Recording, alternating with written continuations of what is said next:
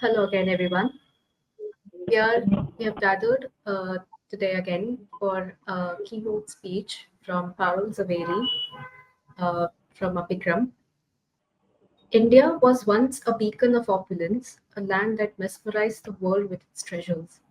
The metaphor golden bird encapsulates India's incredible wealth, cultural richness, and majestic world heritage. It speaks of a past where our nation's bounty was a source of awe and admiration for civilizations far and wide. Parul Zaveri and Nimish Patel established Abhikram, a sustainable planning, architecture, conservation, and interiors consultancy firm 44 years ago on their return to India.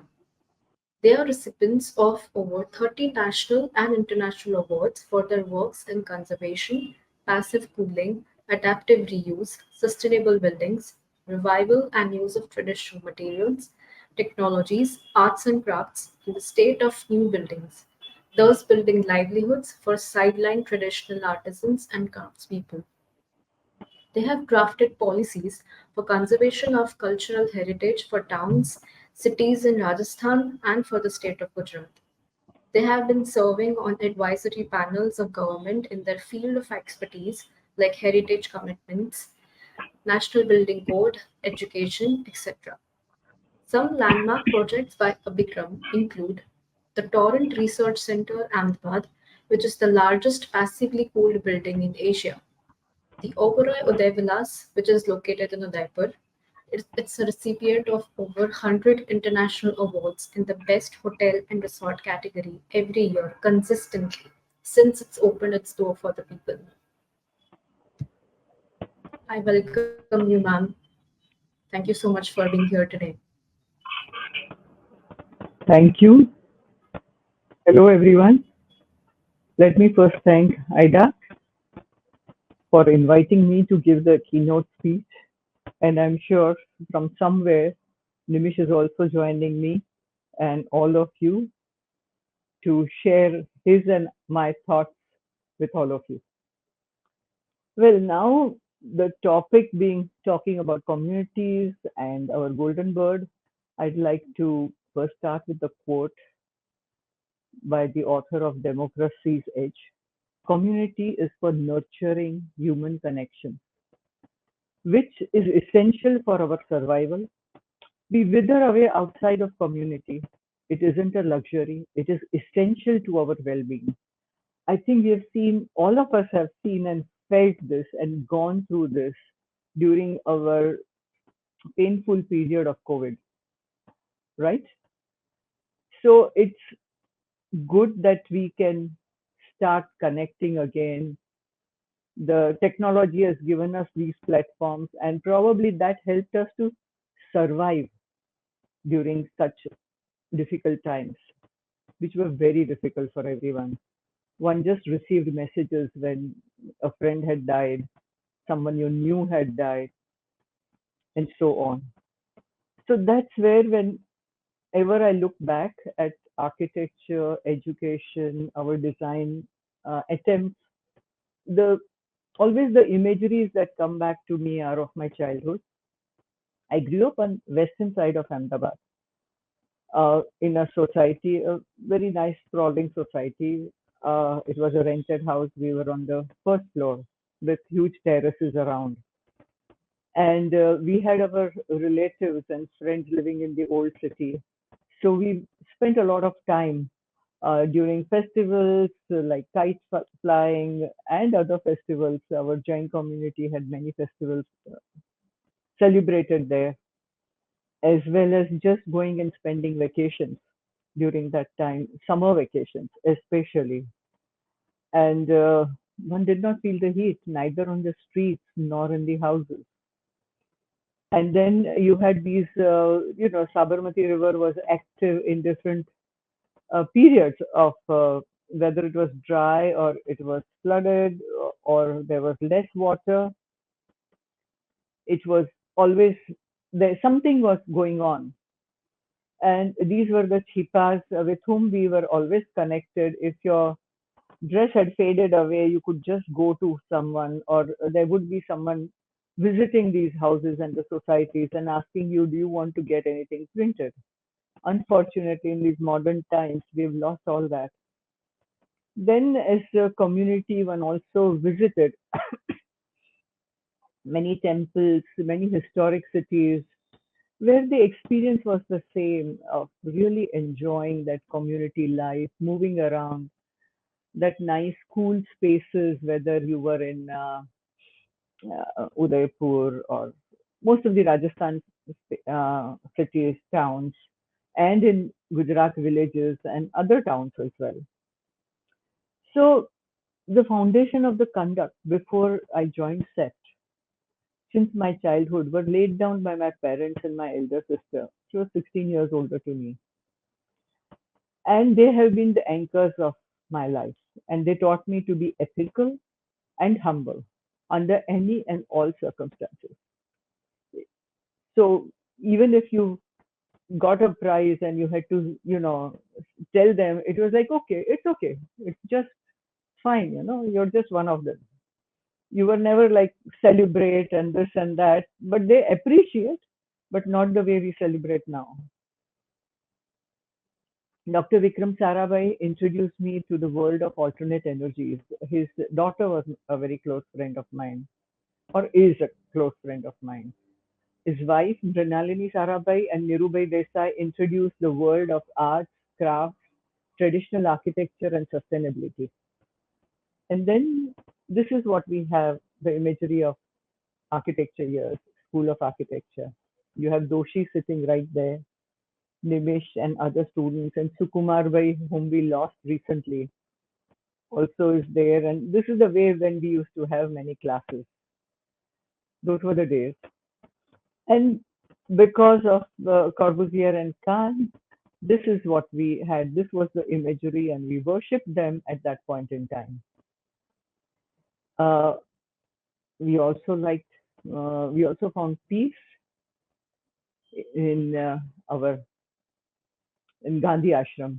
But on graduation, we had some unanswered questions, which were: is there any connection between the modern and the traditional?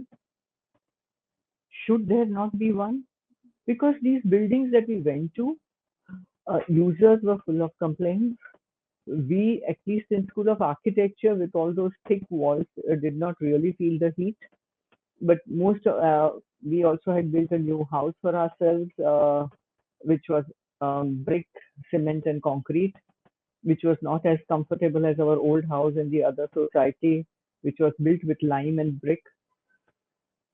Is it only because of the new materials, or is it also due to the attitude and focus of architectural education and the resultant practices? These were the questions we had. Why are our new buildings not as comfortable as old ones? Is modern necessarily the only good and the only direction to pursue? Does old have any relevance in contemporary times? Is there no architecture east of Istanbul? Because we hardly studied anything about Indian architecture. We had a huge thick book of Fletcher talking about history, and all is India only figured as part of temples. And now you realize there is so much more to it than just that. And then we went abroad. Nimish went first. I followed him, and our American experience was different. He was in a class at MIT where people from it was a 2 year course. People from at least 12 different developing countries were there. So 24 of them, I mean 20, 25, 26 of them came from different parts of the world, and that's where a lot of connections happen. But as we moved from one city to the other, we found that all the cities looked similar, and they really lacked the regional diversity that we were used to seeing in our own India. In our region, you travel 50 kilometers, 100 kilometers, and things change. The food changes, the buildings look different, and the language also has, even if it is Gujarati, it has a different style. And it was the international style of modern architecture that gradually killed the vernacular aesthetics of all the regions. And this was the complaint that all of us had. You see, it takes centuries to build communities. It is the history, the traditions that bind them together. The tangible and the intangible heritage which has evolved over generations is the binding factor. And this is what we found with our Mexican friends, with our African friends, with people coming from Southeast Asia. There was so much in common with all of them that we had. And so that again formed a community, and that started in 73 when Nimish went there. And even till date, the connections remain as active as they were then. It helps us, this helps us to create a sense of belonging and builds connections with the other members.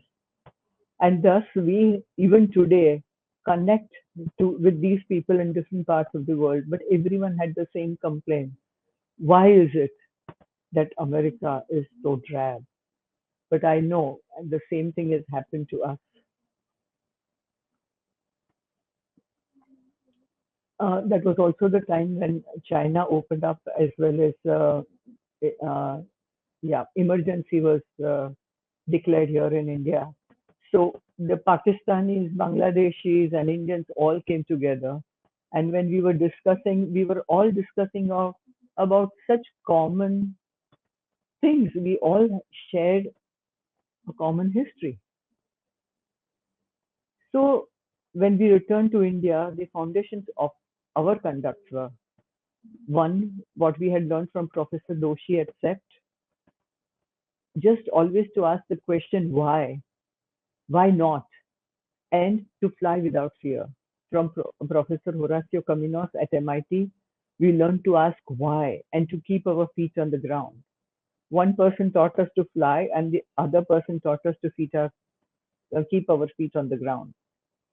Consequently, we learned to keep our feet on the ground while flying without fear. Why not and why were the boundaries within which we uh, kept our practice, conducted our lives and practice. So the resultant intent of our design practice were to explore all avenues with a view to explore design directions and processes which make the built environment functionally, psychologically, environmentally, and spiritually more responsible, more contextual, and more comfortable for the end users. The convictions and beliefs at the start of the practice in 1979 were conservation of resources ought to be the primary guideline for all our projects. Innovativeness for a developing society is a necessity and not a luxury. It is necessary to design buildings which in their own form, which in their form, space and technology reflect the continuity of past and of our Indian traditions. Responsible architecture, we realized, will evolve only by contextualizing the design in all aspects. Every problem, irrespective of its nature, constraints, magnitude, or complexities, has an appropriate solution. And correct solutions will only come through a clarity in the identification of the problem, the selection of the correct tools, and their appropriate application. So, until our forays into historic settlements, starting with Udaipur, we conducted all our projects within this limits, and we were always trying to explore how to make them climatically responsible, livable with the region, whatever was there. Also bring in an innovativeness where you have to use less of artificial light, artificial ventilation, etc. But once we started working in the Udaipur, a absolutely new world opened up for us. This is one of the Havelis that we converted into a hotel. They bought it, it was really dilapidated. It's Jagat Niwas. Then we added a few things. It became a restaurant because it was on the lake. They did not know at that point in time whether to buy a greenfield, a land and do a greenfield project or buy a Haveli. a dilapidated one on the lake, and we insisted to buy this. And gradually, it became one of the very famous Jagat Niwas hotel on the lake. And then our questions at the involvement in historic settlements were, we were asked to do a conservation policy for Udaipur by Central Intact and Udaipur Intact. So that time we had no idea. We told them we have never attended any lecture on heritage, or we have not even read about not heritage, conservation. And so we started asking fundamental questions about what is heritage, what is conservation, what is preservation, why conserve heritage, what to conserve, what makes every settlement different from the other, how to conserve heritage, etc., etc. Does it have any relevance in present times? How do we ensure its continuity? How has our heritage survived for centuries? And that led us, it again opened up new avenues, and the understanding that emerged was that the totality of our heritage and its continuity, it has been continuous for centuries. The concept of man-made heritage, rooted in natural heritage, is what we discovered. In every place that we studied, whatever was the nature around, because they only used what was 100 or 150 kilometers away. All the materials came from there, the craftspeople came from there, and whatever was the natural heritage was reflected in the man-made heritage. And both together gave every settlement its own heritage fabric and a distinct character. That's when we understood why one city was different from the other. Why was one town or another village or a kasbah different from the other? So the wealth of the body of the knowledge with our traditional craft persons about materials, technologies, and processes in response to climate and context, we realized was immeasurable. And it is relevant even today if we can use it. So the needs that emerged was to re-establish the relevance of traditional decision-making processes, the use of traditional materials, technologies, and craftspersons in the contemporary context. As we started working, we worked on Bagor Ki Haveli, and then we were invited to work in the palace. And every project opened us up, and that became our learning process by interacting with the craftspeople about our heritage. Of It was like a whole Pandora's box had opened up. Until today, it just keeps opening up. There is so much to learn at around every corner. You take one step and is that the way it was? Oh, it was full of science and knowledge. So that is the science. I remember Didi Contractor when she was giving a keynote speech in Delhi at Wade Asia. She said, when people ask me, is your mud architecture and this, what is the science behind it? Is it scientific? She would say, this science has evolved over 5,000 years or more. Your science is only a couple of hundred years old, and it has not even really proved the test of time. So, this is what I think we all need to remember and put it in our head and not get carried away when people come and say, oh, we have done this research, we found this new material, it is scientific. We also are very much aware today that all these researches, also especially in the field of health, are paid researches, which are done to come up with the paid whatever intention that pharmaceutical company wants them to come up with. And this is true. And there have been many also suits done on them. So we need to retain and continue the wealth of this body of knowledge accumulated over centuries. It's not easy, and it is dying away. So my appeal to all of you is, please, please go to all these craftsmen and learn. Pick up the books wherever they are and start experimenting with whatever they're saying. because soon all that will be lost. And we realized that if there is no light, if there are floods, these modern buildings don't work. And when there was during COVID, I remember I've not even used AC because Ahmedabad weather was back to its original weather. In evenings, it started cooling down, and you kept your windows open, and there was always a cool breeze that came in.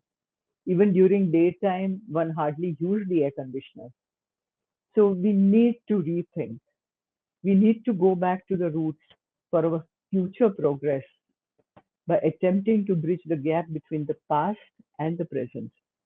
Recognition of the notion of collective responsibility as against individual creative freedom without any responsibility to the context or to the environment needs to change. So this is where we started. I'm sorry, the other part is not being seen. I don't know why. So this is where we begin, also with the palace, Fateh Prakash Palace, Shambhu Nivas Palace, and Shiv Nivas Palace that we restored. And these are some of our attempts in the palace itself. This whole hall that you see in before was all filled with furniture and carpets, etc., which we used up, and we also refurbished this place itself, designed these chandeliers which were manufactured in India. This is what they had, and we created the rest of the soft furnishings was put up with us by us. We had a textile designer working with us. This was the entrance area of Shambhu Nivas Palace, which is his private palace. A lot of furniture was brought out, a lot of paintings were brought out, which formed the basis of our color palette. This is his formal living room. Again, we refurbished it. The dining room, it was not like this at all. Uh, Furniture again was made from the sample furniture that they had. This is Shivneva. Oh, sorry.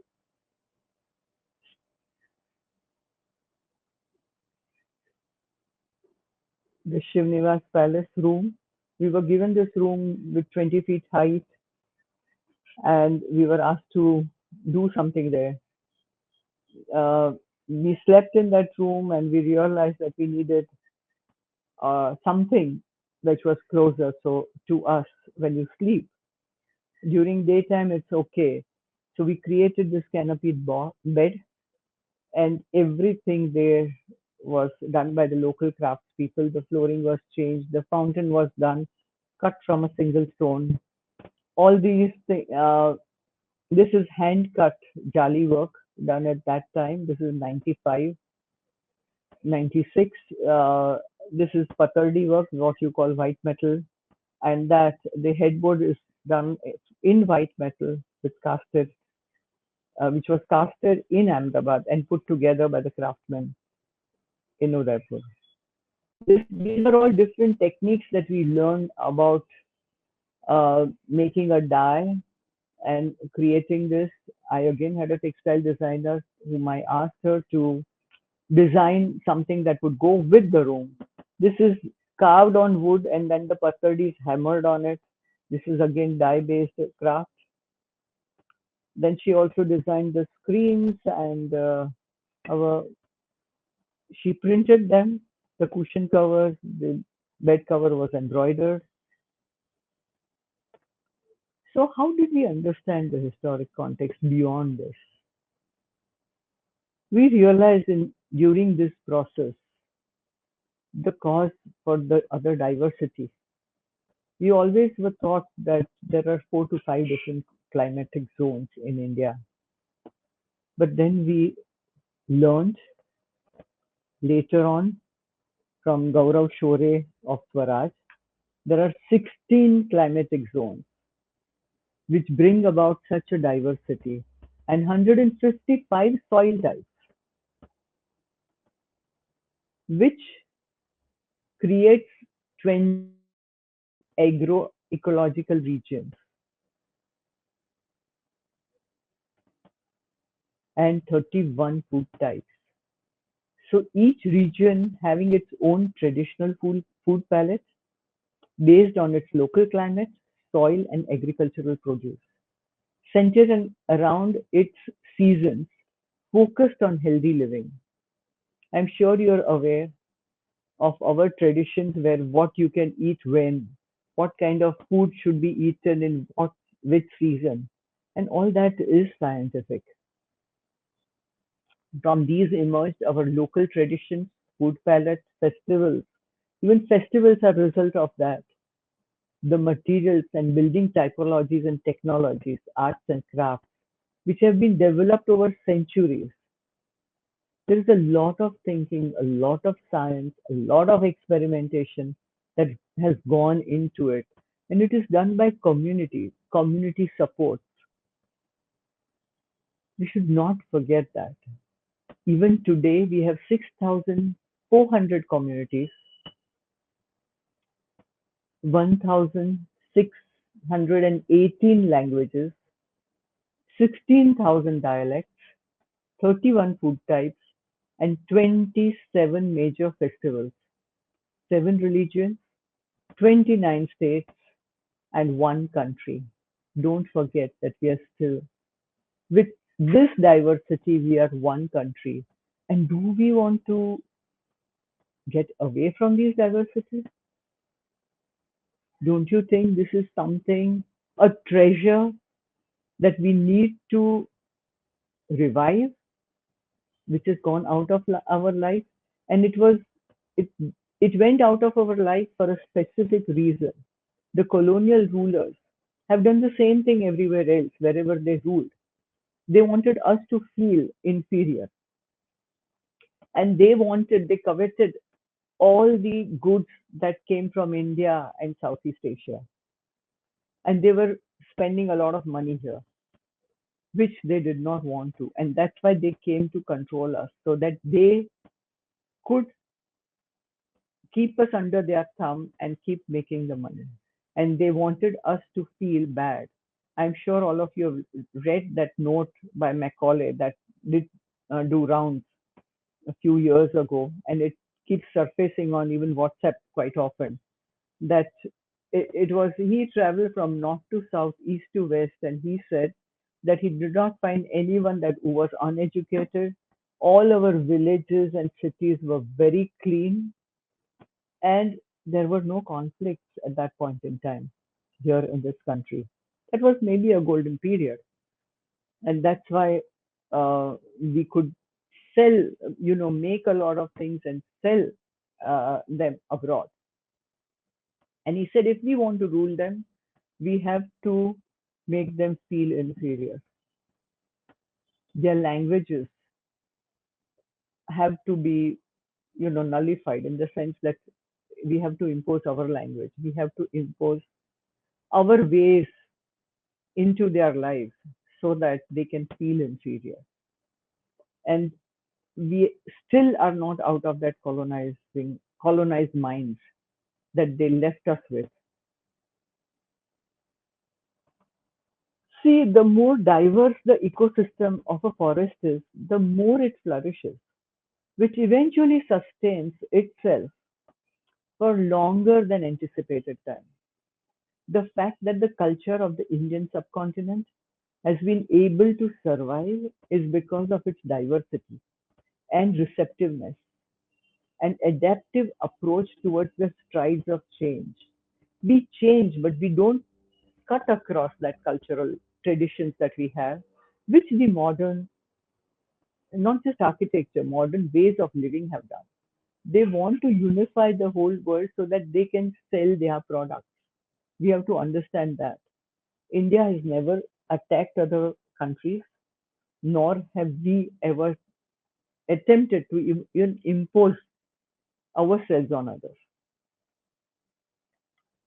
So these are the treasures we have, and we need to conserve them. So after that, after Udaipur, along with actually Udaipur, it was the turn of Amber, where we were invited to work with the INTAC convener, and our explorations in the conservation field were, that's the Amer Fort. You see the Motha Lake below, and Kesar Kyari and Dilaram Bagh on the other side. Some of these parts we ourselves have conserved, not just by designing it. At that point in time, the PWT chief said that, see, our contractors don't know how to do it. So why don't you, as Intact, become the contractor and help us and show us how to do it? We'll give you the contract of these two places, Dilaram Bagh and Kesar Kyari. We were very reluctant in the beginning, but then we decided that yes, if we want to prove what we are saying, we have to do it. And that's what we did. And that's when it brought about a change in the way they did conservation work uh, at the palace and in PWD department. Because otherwise, the earlier contractors were only using cement and painting it pink. We then had some students coming from Australia, and we combined them with the students in India, and they did studies of water catchment areas. All these hills, from all these hills, the water was always collected, and there were channels that were formed, and that brought down. Then there were lakes created at upper levels, and then connected to the lakes below, and all this water was always gathered there, collected, and there were methods of taking up the very indigenous methods of taking the water up to the palace. These were all studied by these students over a period of 3 years. They came during their vacation and went through this, went there on the site and studied everything. These are some of the sketches that they made. And we realized that we have to prove that all these buildings that seem to be dilapidated are not as dilapidated as they appear to be. Like that was the case with Bagor Ki Haveli and Jagat Niwas, but they were not as bad. Somehow, the intact convener John Singh and we were convinced that we can even restore this. And a few years down after it was restored, and when Prince of Charles was going to come, and we were looking at these photographs, we couldn't believe that we had the guts to think that we could restore it without even having enough knowledge. It was just the conviction that we had. These are the, this was the rubble that was lying by its side. We used it up, and the same rubble was used up here. The same lime mortar that came out of this building was reused as part sand. The same stone slab was placed back.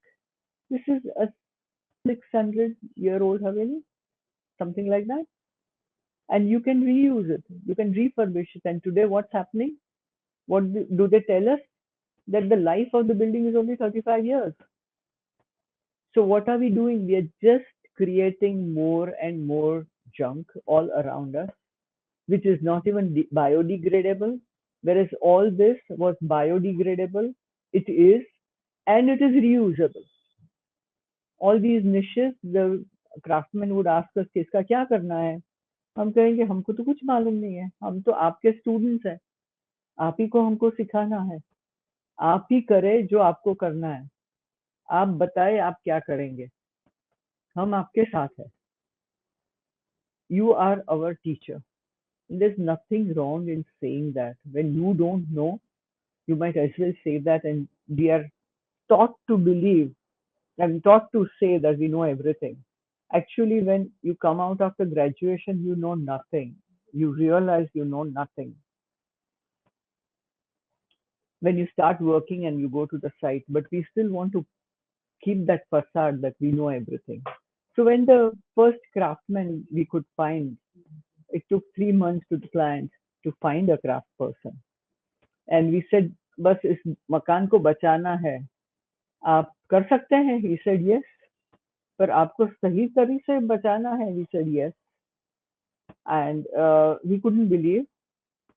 So he brought 3, 4 other people and they started restoring it. ये हम जो कहेंगे वो लाना पड़ेगा, ये है वो है, हमने कहा सब कुछ करेंगे. And they started restoring it just like this, and this is what they did. The final results are these, and inside again is this that you see. It's it has become a museum, Anokhi Museum.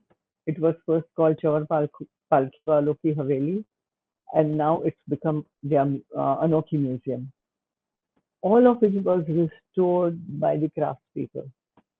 We don't have much role to play in it, except watch what they're doing and answer their questions. At the same time, we had to also revive, engage the local people. Without the engagement of local people, we can't do anything. And we worked with the communities. We used to have sessions with the people, the local people. We would call them. There would be meetings held that what do you think should be done with this building, how to restore it, how can you become a part of it, how can we put it to use where you also can uh, use these buildings or use that place and call it your own. And this is what the building looked like when just a day before Prince Charles was to visit it. While we were doing this, this is what we did as part of restoration of Dilaram Bagh and Kesar Kyari at the palace. So then the thing is, we continuously had to learn. And how did we understand the role of crafts in design? We are using a lot of crafts because we want them to survive and we want them to be revived. This is Taj Mahal that we always say that, of course, highest level of crafts are used here. But don't you think even this is craft? This is another level of craft, but we never see it that way. And actually, every camel in this place would have different designs because each one had that freedom to do what they want with their camel. Here today in present day architecture practice, we design everything. It's all designed on our drawing boards and we give it to the contractor to give it to the craftspeople. They're not craftspeople, they're just labor and masons. We don't see them with that respect. And the contractor gets it executed. And it has to be executed as per our drawing. Every centimeter, millimeter of it has to be followed. Whereas, and then we still don't get that kind of quality except when they're trained craftspeople, trained artisans, trained masons. Why is it so? We realized that most of these craftspeople and artisans that we see traditionally, they are learned. They have been taught the books, which are Vastu books, Vastu Shastra, written especially in Rajasthan. The books that they follow are written by their architect, Mandan, who designed about 50 forts uh, and palaces for Rana Kumbha. Kumbhalgarh, I'm sure you must have heard about that. That whole place was designed, the palace and the fort walls and the temples, etc., were designed by him. Even he had a major role to play in Udaipur as well. And What was the principle that they had? You see this part of Adalat's wow. Of course, there is a semicircle everywhere. The basic language is there. So they only the master craftsman or their architect only gave them the intent कि ये इतना होना चाहिए, ये इतना होना चाहिए, यहाँ पे ऐसी पत्ती आनी चाहिए. Every craft person had the freedom to put in their own creativity and their own skills, and that's why they were involved totally in what they did, and they could do such complex things.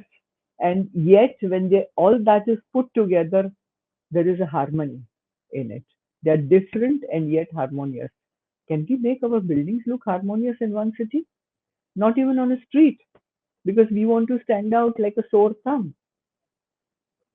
It's me, that ego of architect plays, rules us. Again, here, if you see all the jalis, so many different jalis, and yet there is some harmony, some continuity that is put together, which makes it look so harmonious. Now, let me talk about the sensitivity of an electrician. I'm sure everyone complains. At least I do. We have always done that. MEP people or the electricians who come to execute things, they're most insensitive. Today, that may be true. But this is in one of the jewelry shop in Jaipur. If you can see the wire, the painting was done many years ago. The electricity came in. See the way he has been sensitive about bringing the wire and putting up the fixtures, and he takes back, just follow where the wire goes. Can you even differentiate it? And that's the sensitivity that we require. Maybe it comes when you are dealing with such beautiful things. I'm sure that also encourages them to be as sensitive.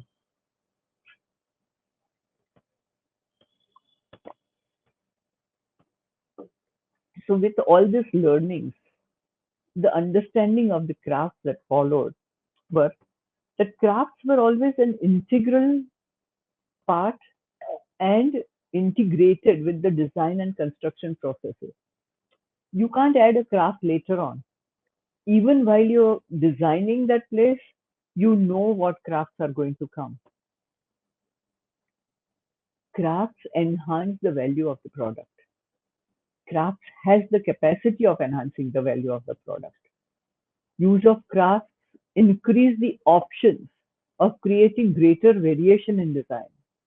And if you walk down the streets of Jaipur, you can see that. That's a living example.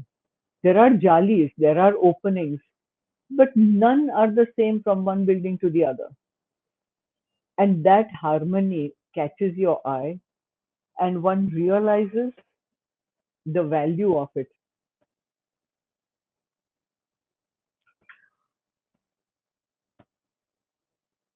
Crafts are highly developed skills. Don't undermine them. Through centuries of understanding of the environment, the long-term behavior of the materials, and the methods of using them judiciously for all our needs.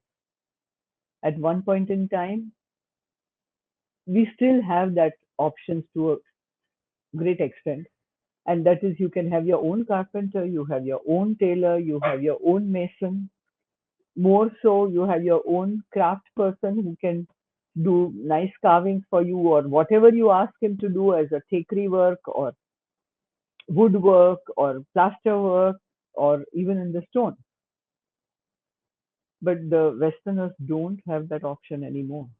It is We are still blessed. The Southeast Asia is still blessed with these living arts and crafts, and we should make full use of that and create livelihoods for these people who leave their crafts behind because they are not getting enough work and migrate to the cities and live in bad conditions and वो तिलांजलि दे देते हैं अपनी craft को, अपनी skills को, अपनी knowledge को.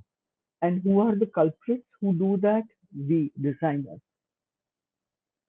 We are the root cause of what's happening.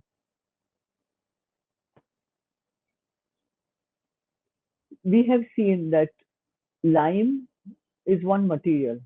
The quality of lime, the properties of lime, mined from different places would be different. And when that lime is used in different regions with different climate, even in Rajasthan, there are three types of climate. All three will need different admixtures to be added to that lime. And this knowledge is known and embedded in these craftspeople. They have been passed down. This knowledge has been given to them, passed down from generation to generation. And we are not using it. And all this is the most sustainable material that you can have. Low embodied energy, recyclable. Even while you use the lime, when you have used just a lime wash, that lime itself keeps creating oxygen in your house, in your building.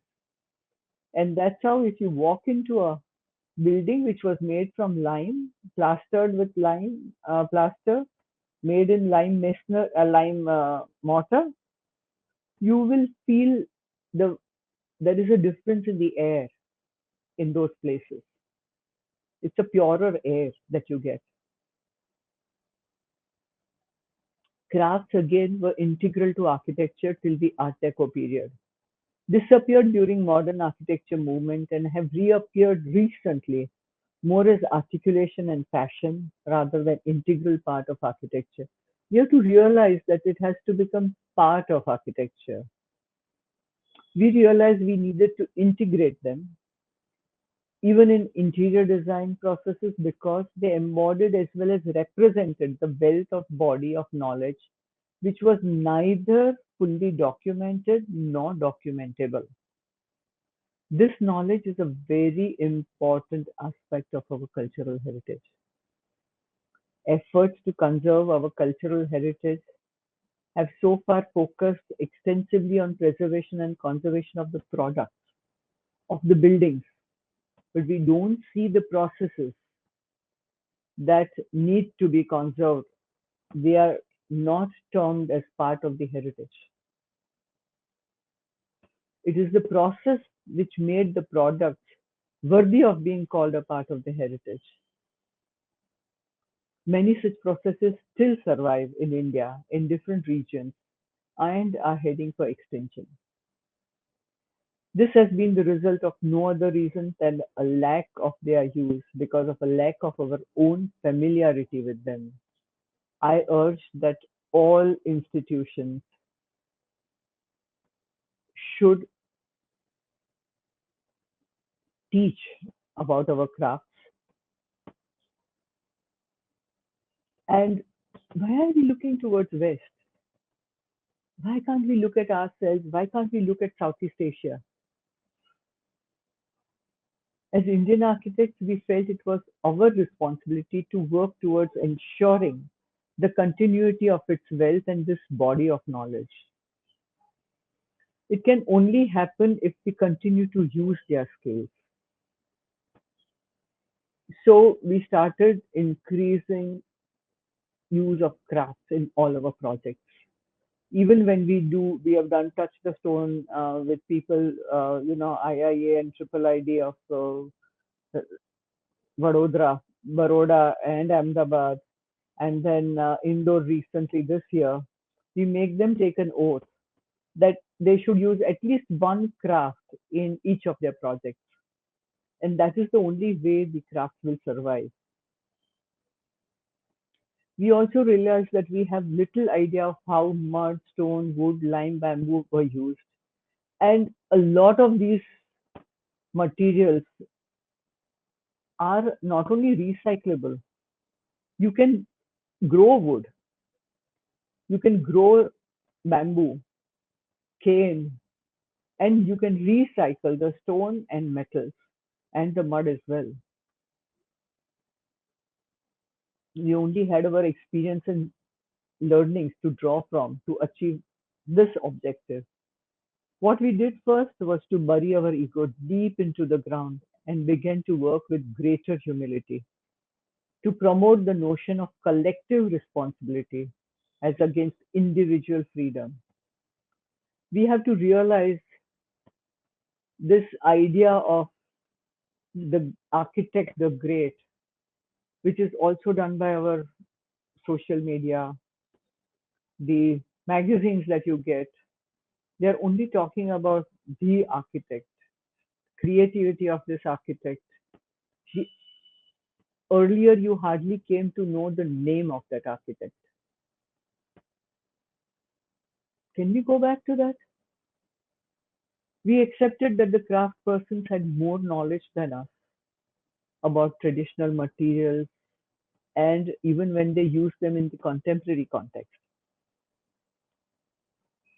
We did not train them. We realized we don't have to train them. We have to train ourselves. We have to re educate ourselves.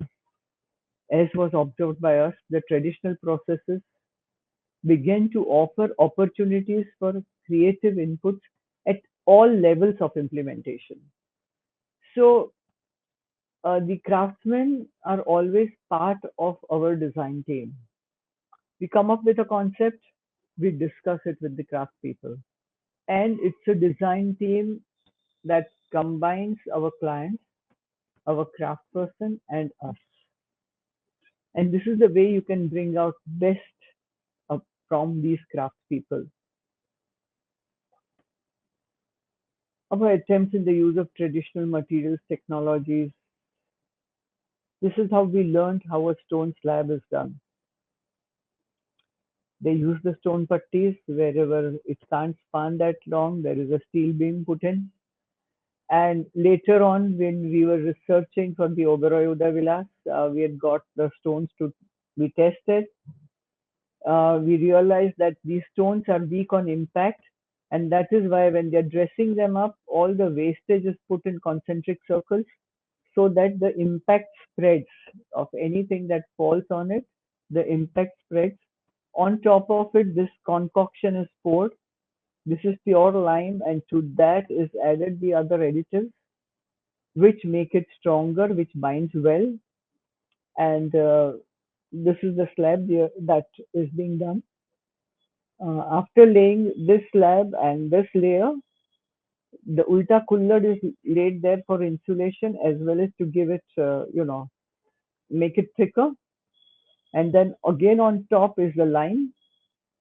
And here, these are the live vibrators that women sit at the one edge, and there is a creeper that is used to vibrate these. Uh, sorry, shooter. And this was the product that you see, Amnivas at Anokhi Haveli. This is a closer look at how they put these chips, stone chips, how they are laid.